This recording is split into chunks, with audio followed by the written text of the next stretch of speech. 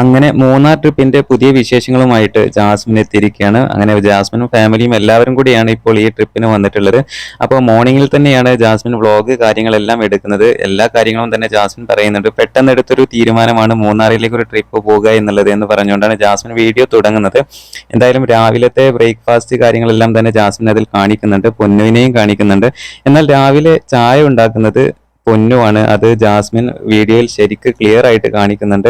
അങ്ങനെ ജാസ്മിൻ ചോദിക്കുന്നുണ്ട്, പാൽപ്പൊടി ഇട്ടോടാ ഞൊണ്ണെ എന്നൊക്കെ തമാശ രൂപത്തിൽ പറയുന്നുണ്ട്.